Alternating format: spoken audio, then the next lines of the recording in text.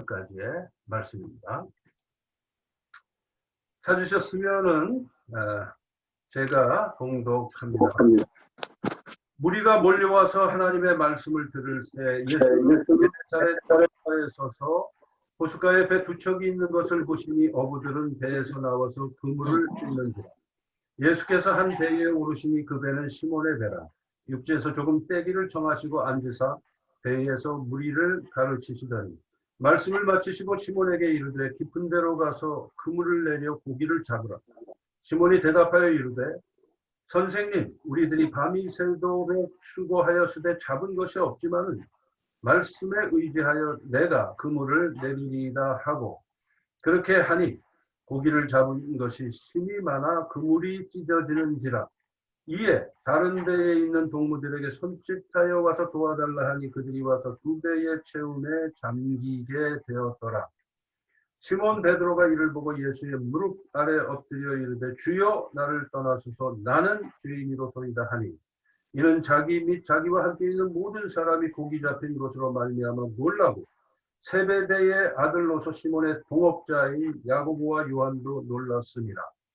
예수께서 시몬에게 이르시되 무서워하지 말라. 이제후로는 네가 사람을 취하리라 하시니 그들이 배들을 육지에 대고 모든 것을 버려두고 예수를 따르니라. 아멘. 자, 오늘 말씀은 우리가 참 너무나 잘 아는 말씀입니다. 예수님께서 갈릴리 사역 초기에 첫 제자들을 부르시는 장면입니다. 그래서 오늘 이 안드레라는 이름은 본문에 나오지 않지만 다른 복음서하고 이제 비교를 해보면은 베드로하고 안드레가 형제잖아요. 그리고 여기에 나오는 세베대의 아들들 야고보와 요한이 서로 형제입니다. 그리고 그 네 명은 또 서로 동업자라고 되어 있습니다. 오늘 10절에 보면은. 그래서 그 네 명의 제자들을 부르시는 내용으로 되어 있습니다. 그런데 그러니까 소위 말해서 최초의 제자들이고 이 제자들이 예수님 최측근의 제자들이기도 합니다. 소위 말해서 예수님의 이너 서클을 형성한 그런 사람들이고 그 중에서 베드로는 소위 말해서 수제자라고 불리기도 했던 그런 사람입니다. 자, 근데 그 네 명 중에서 다른 사람들은 그저 잠깐 스쳐 지나갈 뿐이고 오늘 본문은 주로 예수님과 베드로 사이의 대화로 되어 있습니다. 네. 자, 그리고 그 베드로를 예수님께서 부르시는 계기가 된 사건이 예수님이 베드로에게 명령하셔서 베드로가 엄청난 고기를 잡게 된 그 일을 통해서였습니다. 자, 그 내용을 우리가 잘 알지만 다시 한번 이렇게 좀 세밀하게 살펴보도록 하겠습니다. 자, 오늘 본문의 시작은 예수님의 소문을 들은 무리들이 예수님에게 몰려왔습니다. 이미 예수님이 귀신을 쫓으시고 병마를 쫓으시고 또 정말 놀라운 권세 있는 교훈의 말씀을 전하시고 하면서 소문이 갑자기 쫙 퍼져가지고 갈릴리 인근에 그래서 사람들이 계속 몰려오기 시작을 하는데 지금 예수님이 계신 곳은 가버나움의 갈릴리 호숫가, 오늘 본문에는 게네사렛 호숫가라고 되어 있습니다. 게네사렛이 갈릴리하고 똑같은 거예요. 갈릴리 호수가 게네사렛 호수입니다. 자, 그래서 거기에서 이제 예수님이 계시는데 그리로 많은 사람들이 이제 예수님의 말씀을 듣고 병 고침을 받기 위해서 몰려오게 된 것입니다. 그런데 2절에 보니까 바로 그 현장에 즉 게네사렛 호숫가에 배 두 척이 있었다고 했습니다. 당시에 이 고기잡이 배는 역사적인 고증에 의하면은 보통 평균 길이가 최소한 6m에서 9m 정도 되는 그러니까 제법 사이즈가 있는 6m면 그렇게 큰 건 아니지만 그래도 어느 정도 9m면 제법 사이즈가 있는 배라고 볼 수가 있습니다. 2000년 전이라는 걸 감안했을 때. 그래서 배 두 척이 있었는데 그 두 척 중에 한 척은 베드로와 안드레 형제의 배고 그리고 다른 한 척은 그들의 동업자요 친구들인 야고보와 요한의 배일 것으로 우리가 쉽게 짐작을 할 수가 있는 것입니다. 자, 야고보와 요한은 세베대의 아들들이라고 되어 있습니다. 다른 성경에 보면은 보아너게, 즉 우레의 아들들이라는 별명도 붙어 있는 그 사람들입니다. 자, 그런데 그들이 각자의 배를 이제 정박을 시키고 그물을 싣고 있었다. 그랬습니다.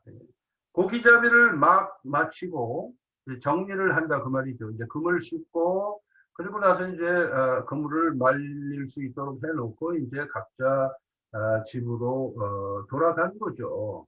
즉 다시 말하면 이때는 아침나절이고 그들은 밤이 새도록 그물질을 한 것입니다. 물론 오늘 본문에 의하면 화탕친 거죠. 고기를 하나도 잡지 못했다라는 거예요. 그리고 아침에는 고기가 잡히지 않기 때문에 이제 배를 정박하고 그물을 싣고 파장을 하는 거예요. 자, 3절에 보니까 그 시점에 예수님께서 그 두 배 중에 한 척의 배에 올라가셨다고 했어요. 그 배가 누구의 배입니까? 베드로의 배죠. 오늘 본문에는 시몬이라고 되어 있는데 시몬이 베드로잖아요. 시몬이 원래 본명이죠. 히브리식 이름이고 그리고 이제 베드로는 여러분이 아시지만 반석이라는 뜻, 반석이라는 뜻의 게바하고 같은 거죠. 베드로는 번역해서 베드로고 그러니까 게바라는 이름, 반석이라는 이름, 베드로라는 이름을 예수님께서 붙여주시죠. 나중에. 네. 이제 이게 기록된 거는 훨씬 그 후기 때문에 이제 베드로로도 나오고 시몬으로도 이제 나오는 것입니다. 자, 그 예수님이 바로 이 베드로의 배에 올라가셨는데 배에 오르신 이유는 뭡니까? 무리들이 너무 몰려오고 막 밀치고 하니까 혼잡해가지고 말씀을 전하실 수가 없어요. 그래서 위치가 높은 그리고 하나의 그 독립된 공간인 배 위로 올라가셔서 그 배를 일종의 강단으로 사용하신 것입니다. 그래서 그 배 위에 올라가서 예수님이 앉으세요. 앉으셨다는 건 이제 길게 강론을 하신다 그 말이죠. 네. 근데 그렇게 해도 문제가 없는 게 배의 위치가 높기 때문에 설교자와 그 땅에 있는 회중들 사이에 충분히 서로 시선을 맞출 수가 있습니다. 그런데 배 바로 밑에 막 사람들이 막 때로 몰려와 있으니까 이게 너무 시선이 불편하잖아요. 그래서 예수님이 배의 주인인 베드로에게 요청해가지고 배를 좀 띄워달라. 그래야 이제 앵글이 이렇게 막 위에서 아래로 이렇게 내려다보는 앵글이 아니고 바라보는 사람도 불편하고 내려다보는 사람도 불편하고 하니까 앵글을 자연스러운 앵글로 만들기 위해서 배를 좀 띄워달라 그런 거예요. 그리고 이제 예수님이 독립된 공간에서 방해받지 아니하고 말씀을 이 사람들을 향해서 강론할 수 있도록 그렇게 한 겁니다. 그래서 베드로에게 배를 띄워달라 그렇게 요청을 합니다. 근데 이 당시에 저의 짐작으로는 예수님의 모습이 카리스마가 있고 권위가 있기 때문에 베드로가 꼼짝 못하고 순종을 하고 배를 띄워줍니다. 아마 보통 사람이 그런 식으로 요청을 했다라면은 그것은 매우 무례한 일이 되는 거예요. 그리고 무리한 요청이 되는 것입니다. 이 갈릴리 바다에 전문 고기잡이들인 이 어부들이 밤새도록 일을 하고 이제 일을 마감을 하고 배를 정박해 놓고 닻을 내리고 그물을 싣고 이제 야간 낚시를 하며 밤을 꼬박 샜기 때문에 집에 빨리 가서 피곤한 몸을 쉬고 잠을 자야 되는 것입니다. 그런데 이 예수라고 하는 사람이 주인인 자기의 허락도 없이 배 위에 그냥 성큼 올라가서는 배를 띄워달라고 요청을 한 것입니다. 이건 너무나 무리하고 무리한 거죠. 그런데 어떻게 됩니까? 베드로는 예수님의 그 요청에 묵묵히 순종을 합니다. 그렇게 보면은요, 이 베드로가 우리가 이거 그냥 스쳐 지나갈 내용이 아니에요. 베드로가 보통 사람이 아니라는 것입니다. 그렇죠? 이 상황 속에서 그렇게 그 요청을 들어줄 사람은 거의 없다고 말이죠. 근데 베드로가 묵묵히 그 요청을 들어서 배를 띄워줍니다. 자, 그리고 나서 얼마의 시간이 지났는지는 우리는 잘 모릅니다. 그러나 예수님이 앉으셔서 말씀을 강론하셨다라는 건 예수님이 이 당시에 30살 정도 되신 청년의 나이거든요. 근데 앉으셔서 강론을 하셨다는 얘기는 적어도 충분한 시간을 강론을 하셨다라는 것을 우리가 짐작할 수가 있죠. 그런데 얼마가 지났는지는 모르지만 예수님께서 가르치시기를 다 마쳐요. 그리고 나서 갑자기 엉뚱하게도 베드로를 바라보면서 말씀을 하시는 것입니다. 깊은 데로 가서 그물을 내려 고기를 잡으라. 그렇게 말씀하신 거예요. 4절에 나와 있죠. 자, 이게 무슨 주문입니까? 이 주문이 어떤 주문인지를 한번 가만히 생각을 해보십시오. 배를 정박을 하고 그물을 다 씻고 집에 가려는 찰나에 예수라는 사람이 자기 배 위로 올라와서 앉아서 설교를 하면서 정박한 배를 띄어라 라고 말씀하셨고, 그래서 그렇게 했어요.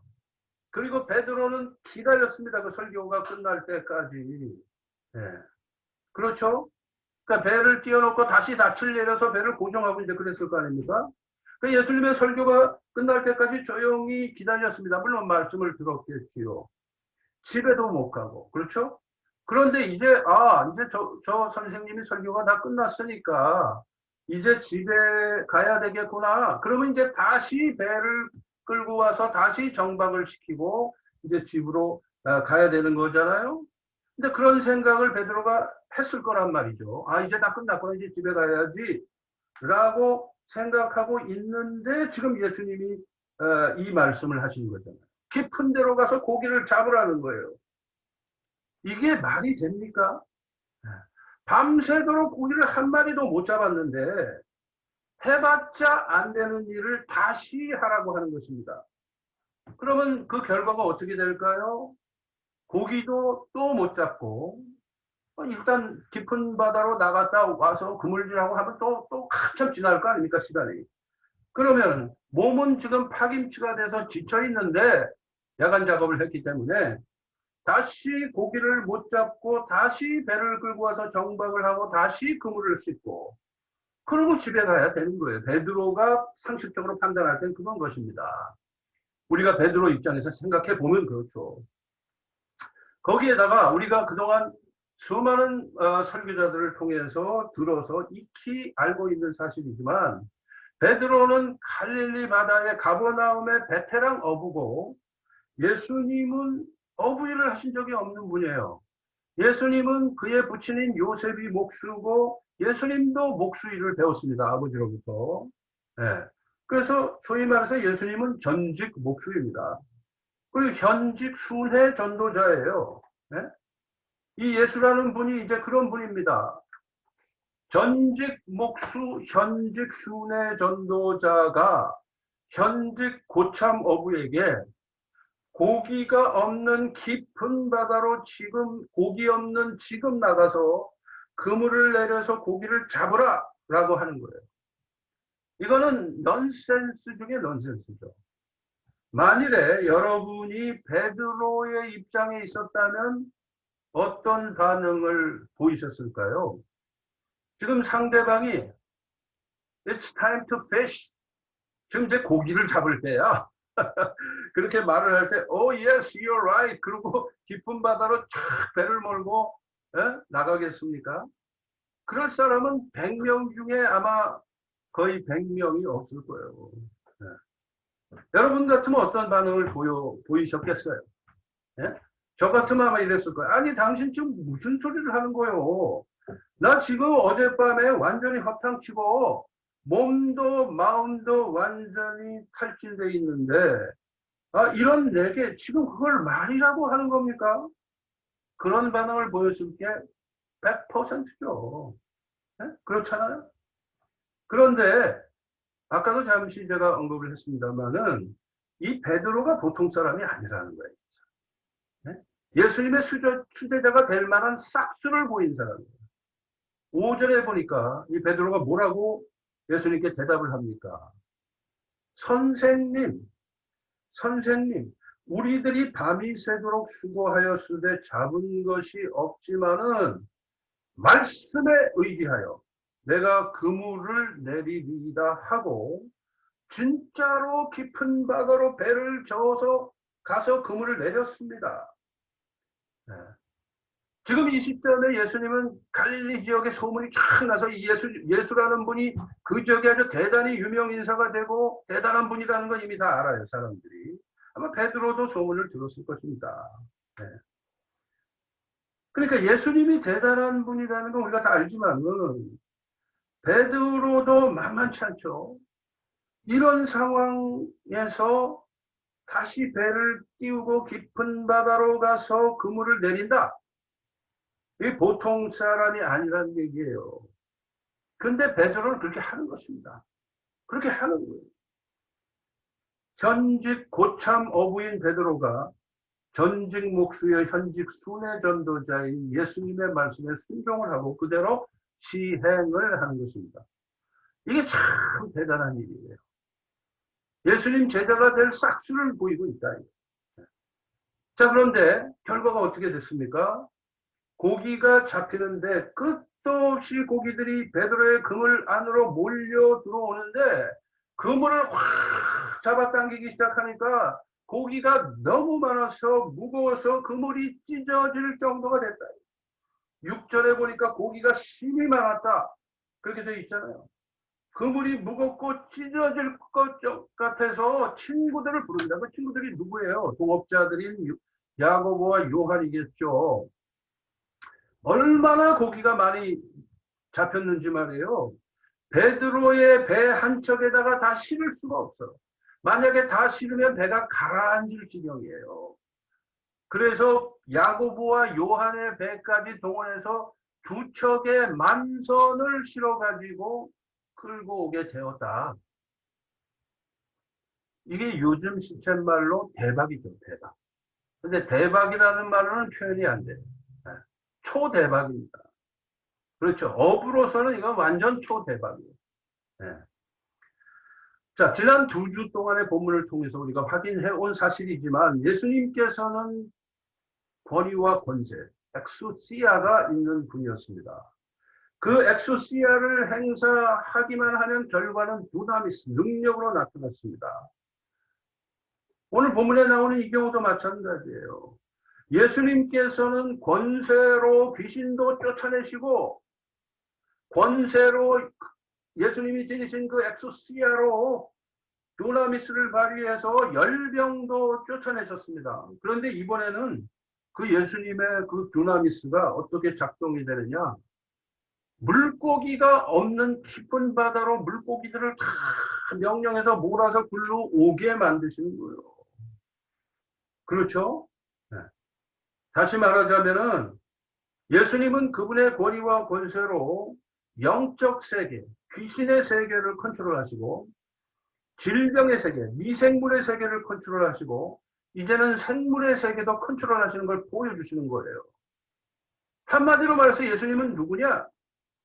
초자연적 능력을 가지신 전지전능하신 하나님이시다, 메시아이시다라는 것을 이 사건을 통해서 또 한 번 보여주셨다.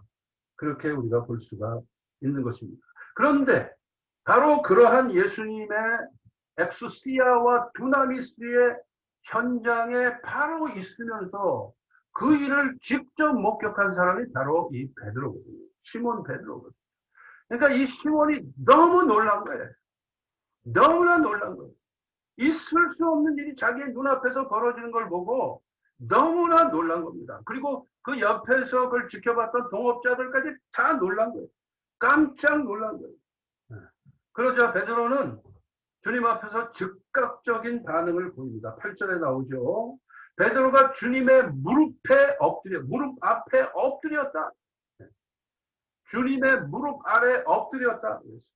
무슨 얘기입니까? 그 예수님의 엑소시아의 그 권위에 완전히 납작 엎드렸다. 그러면서 베드로가 고백을 합니다. 주여 나를 떠나소서 나는 죄인으로소이다. 그래요. 자, 여기서 우리가 잘 살펴보면은요. 아까는 베드로가 나 밤새도록 우리가 한마디도 못 잡았는데 그렇게 말씀하시니까 선생님의 말씀에 의지해서 한번 그렇게 해보겠습니다라고 말을 할 때에 베드로가 예수님을 불렀던 호칭은 선생님이었어요. 선생님 그랬어요. 근데 지금은 뭐예요? 주여, 주여 나를 떠나소서 나는 죄인입니다. 그 사이에 베드로의 심경 속에 큰 변화가 있었다는 것을 알 수가 있죠. 아까는 선생님 그런데 지금은 그 예수님의 무릎 아래에 꿇어 엎드려 주여라고 예수님을 부르고 있는 것입니다. 선생님 하면은요, 원어 성경을 제가 찾아봤어요. 에피스타타라는 말인데, 이건 호칭이에요. 선생님 하고 부를 때 그 호칭이 이제 에피스타타인데, 그 이제 상대방을 존경하면서 부르는 호칭이고, 때로는 제자들이 자기의 스승을 부를 때 사용하는 호칭이 에피스타타예요. 그런데 주요로 바뀌었잖아요. 쿠리에, 그래서 쿠리에.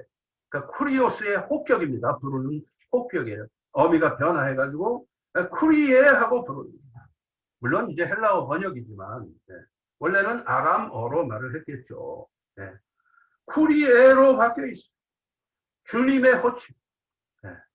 즉 다시 말하면 지금 그 엄청난 이적의 현장, 예수님의 그 권세와 능력의 현장을 체험한 베드로는 이때 이미 저분이 진짜 소문으로 들었던 바대로 메시아로구나 하는 확신이 들기 시작했다는 거예요. 그래서 에피스테테가 쿠리에로 바뀐 거예요. 선생님이 주님으로, 주여로 바뀐 것입니다. 자, 그렇기 때문에 지금은 뭐 현직 어부, 전직 목수, 현직 순회, 전도자 이런 건 하나도 중요한 게 아니에요. 그 하나도 중요한 게 아니고 주님의 그 권위 앞에 완전히 순복하고 있는 베드로의 모습이 중요한 것입니다. 그런데 그 베드로는 주님을 향해서 주여 나를 떠나소서. 무슨 뜻입니까? 주님, 저는 현재 저의 모습을 볼 때에 주님과 마주 앉아서 이렇게 대화를 할 만한 자격이 있는 사람이 아닙니다. 이런 얘기죠. 그러니까 내가 주님을 감당할 수 없으니까 저를 떠나소서 그러는 거예요. 몸둘 바를 몰라 하면서 그런 말을 한 것입니다. 왜냐? 저는 죄인이기 때문입니다. 라는 고백이었죠. 지금 베드로는 바로 이제 이분이 메시아로구나 하는 것을 확신을 하면서 이 고백을 하게 된 것입니다. 그러자 주님께서 그 베드로에게 말씀을 하시죠. 무서워 말라. 베드로가 지금 아주 두려움에 사로잡혀 있었죠. 예수님의 그 권위 앞에서 두려움에 사로잡혀 있었죠. 죄인인 베드로가. 그렇죠? 하나님이신 예수님 앞에.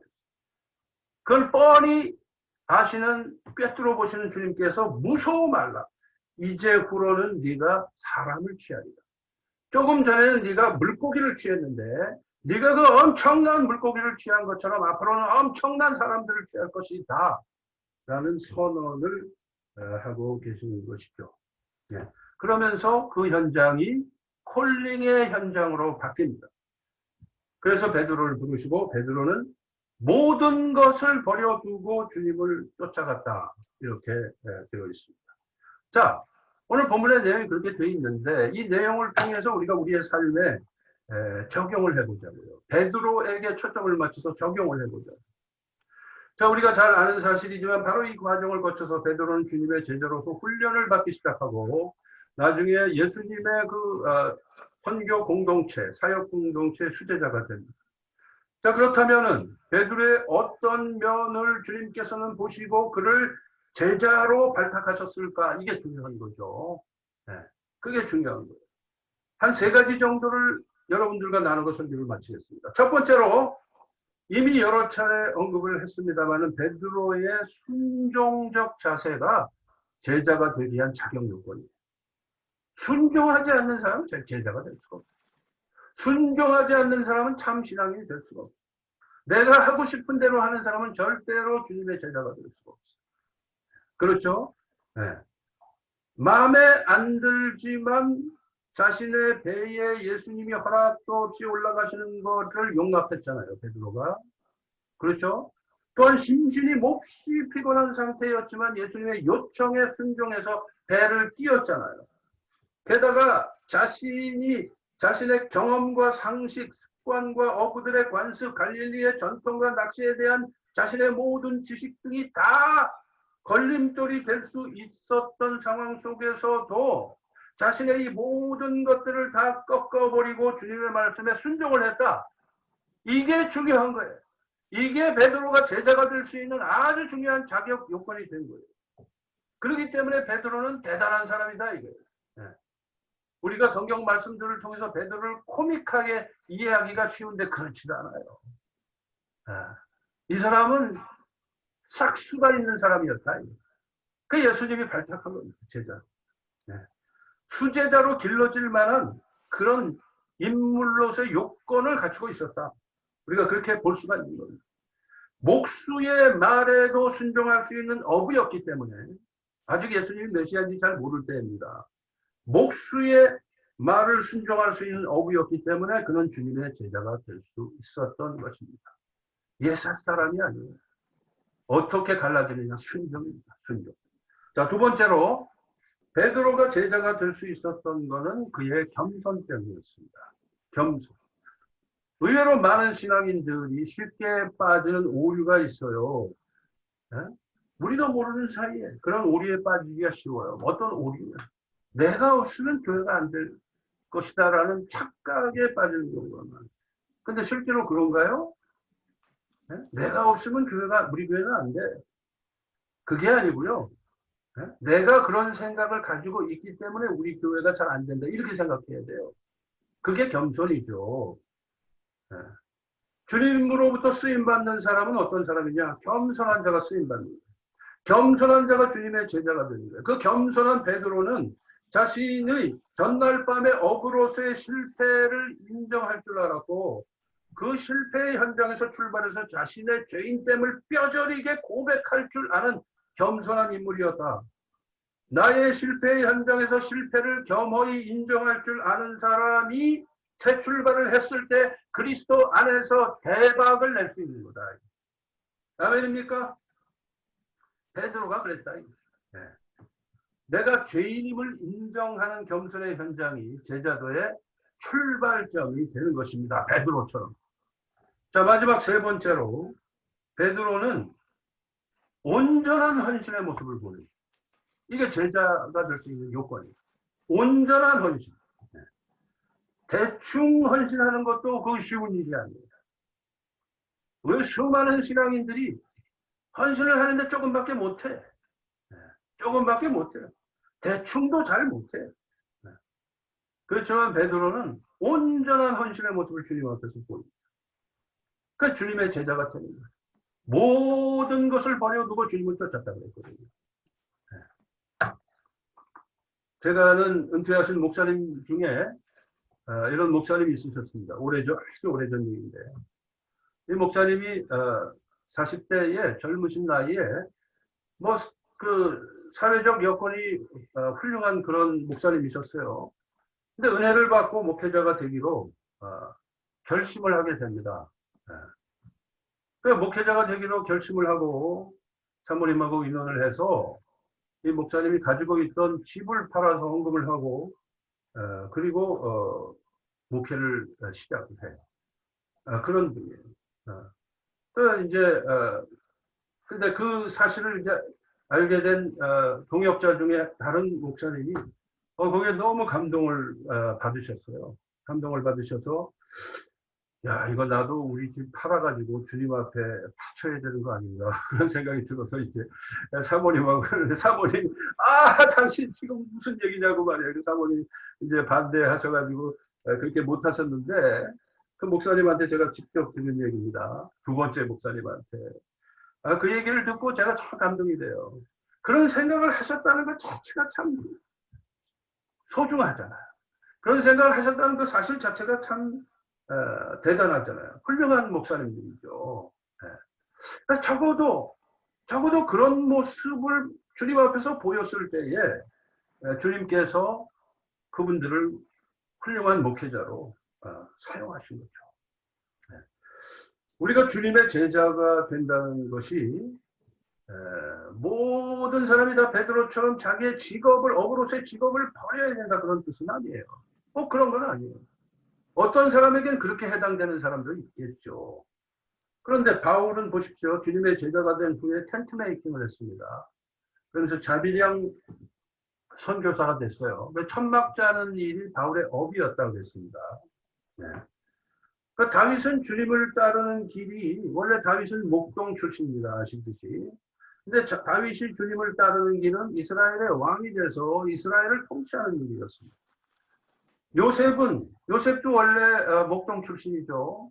그런데 요셉이 주님을 따르는 길은 외국의 총리 대신이 돼서 그 고대 근동 지역의 그 당시에 기아 문제를 해결하고 훌륭한 통치를 하는 일로 많은 사람들에게 하나님의 은혜를 끼치는 그런 그 사역을 감당한 것입니다. 그러나 사람마다 길이 달라요. 주님을 따르는 길이 모양이 달라요. 하나님께서 부르시는 모습과 현장이 달라요. 그렇지만은 주님을 따르려면 공통적으로 반드시 버려야 할 것이 있어요. 이 베드로의 케이스를 보면서 우리가 확인합니다. 그게 뭐냐? 나의 고집을 버려야 주님의 제자가 될 수 있어요. 그게 겸손이죠. 나의 욕심을 버려야 주님의 제자가 될 수 있고, 나의 판단을 버려야 해요. 나의 판단을 앞세우기 전에 주님의 판단을 먼저 구하는 자세가 필요해요. 그게 겸손과 순종의 모습이 헌신의 모습입니다. 그러면서 주님 앞에 온전히 맡기죠. 그래야 순종이 따라오고 겸손도 따라오고 온전한 헌신이 따라오게 되어 있습니다. 주님께서는 이 갈릴리 사역을 기점으로 해서 수많은 사람들을 가르치셨습니다. 주님의 가르침을 듣기 위해서 몰려한 사람들을 만약에 다 카운트를 한다면 굉장히 많았을 거예요. 그렇죠? 오병이어의 기적의 현장에만 10,000명이 있었으니까, 애들까지 해서 대략 짐작할 때 그렇죠. 각종 다양한 사람들이 주님 앞으로 몰려와서 주의 가르침을 들었습니다. 그렇지만 주님이 제자로 부르신 대상은 극소수에 지나지 않았다. 극소수에 지나지 않았다. 좁게 잡으면 12제자고 넓게 잡으면 120문이죠. 물론 그 이외의 사람들도 넓은 의미에서는 제자라고 우리가 부를 수는 있을지 몰라도 진짜 제자 같은 제자는 작게는 12명이 많이 봐야 120명 정도였습니다. 그러나 주님 앞에 몰려온 인원은 수도 없이 많았어요. 그 중에 일부의 자격 요건을 갖춘 사람을 주님은 제자로 발탁하시고 훈련하셔서 요긴한 도구로 사용하신 거거든요. 우리가 진정한 제자의 길을 걸으려면은 어떻게 되느냐? 베드로와 같이 깊이 있는 순종, 바닥까지 스스로를 낮춰서 주님 무릎 아래 엎드릴 줄 아는 겸손, 그리고 온전한 헌신이 있어야 됩니다. 그래야 참다운 주님의 제자가 될 수 있습니다. 이것은 교역자들에게만 해당되는 게 아니고 모든 신앙인들에게 다 해당되는 일입니다. 믿으십니까? 기도하시겠습니다. 하나님 아버지 감사합니다. 오늘도 하나님의 말씀을 우리의 심령의 귀에 들려주시고 우리의 마음판에 새겨주셔서 감사합니다.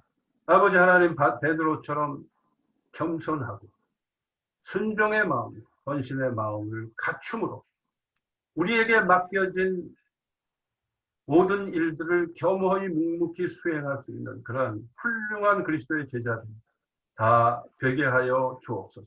지금까지 그렇게 살지 못했다면 앞으로 남은 여생이 길지 않은데 그 가운데서 그렇게 살고자 애쓰는 그러한 우리 각자가 되게 하여 주옵소서.